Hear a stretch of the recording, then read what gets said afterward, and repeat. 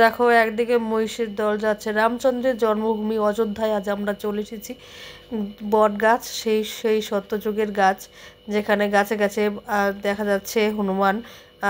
পুরো ঘাট বাঁধানো সেই সরযূ নদী, যেখানে রামচন্দ্র স্বয়ং স্নান করতেন, সেই সরযূ নদীর পাড়ে আজকে আমরা চলে এসেছি এবং এই নদীতে স্নান করব। দেখো ঘাটটা কত সুন্দর বাঁধানো, সেই অপূর্ব দৃশ্য, গাছপালাগুলি যেন ডাকছে রাম রাম রাম রাম, যার থেকে যেন মানুষের মুখেও শুনতে পাচ্ছি, এবং মাটি যেন চারপাশের আকাশ বাতাস শুধু বলছে রাম রাম রাম রাম। এখানে এসে আমি তো আনন্দে বিভোরিত হয়ে পড়েছি।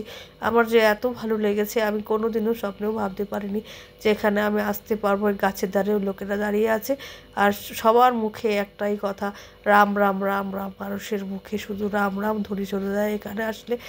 যারা আসলেই একবার আসবে, গায়ে কাটা দেওয়ার মতো কথা, প্রত্যেকটা মানুষের মুখে রাম রাম ধ্বনি। সে ঘাট বাঁধানো, এটাই হচ্ছে সরযূ নদী। তো ওই যে দূরে চরটা পেরিয়ে বড় জলস্রোতের ধারা, সেখানে কিন্তু আমরা স্নান করেছি। আর এই পাড়ে এসে আমি এই ভিডিওটি করেছি, তোমাদের জন্য তুলে ধরেছি এক টুকরো ভালোবাসা। যারা একবারও আসেননি রাম জন্মভূমি অযোধ্যায়, অবশ্যই একবার যখন চলে আসবে রামচন্দ্রের জন্মভূমি। এখানে আকাশ বাতাস চারিদিকে যেন বলছে শুধু রাম রাম রাম রাম। আমার এতটাই ভালো লেগেছে, আমি কোনোদিনও স্বপ্নেও কল্পনা করতে পারিনি এখানে আমি আসবো।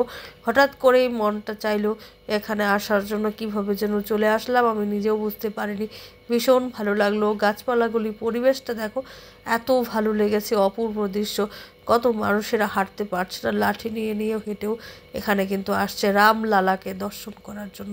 এটাই হচ্ছে সরযূ নদী, যেখানে স্বয়ং রামচন্দ্রের, আমাদের রামায়ণের কাহিনীতে পড়েছি না। এটা এই মন্দিরটাও পাশে, সরযূ নদীর ধারে এই মন্দিরটা, পুরনো মন্দির। তো অবশ্যই যারা আসলে একবার হলেও এখানে আসবে, দর্শন করবে, ভীষণ ভালো লাগবে। সমস্ত ধর্মের মানুষেরাই কিন্তু এখানে আসছেন, দেখছেন অপূর্ব সেই দৃশ্য। দেখো এই যে হনুমানজি, প্রত্যেকটা গাছে রাস্তার ধারে তারা বসে আছেন ঝাঁকে ঝাঁকে, প্রচুর প্রচুর হনুমান দেখা যায় গাছে। মানে যারা আসবেন, এখানে আসলে হাতে প্যাকেট নেবেন না। প্যাকেট নিলে কিন্তু কোন সময় আপনার হাত থেকে প্যাকেটটি কিন্তু তারা টেনে নিয়ে চলে যাবে। প্রত্যেকটা গাছে তারা ঝাঁকে ঝাঁকে বসে আছে। প্রত্যেকটা মানুষ ওই নদী থেকে স্নান করে তারপরেই রামচন্দ্রকে দর্শন করতে কিন্তু যায়।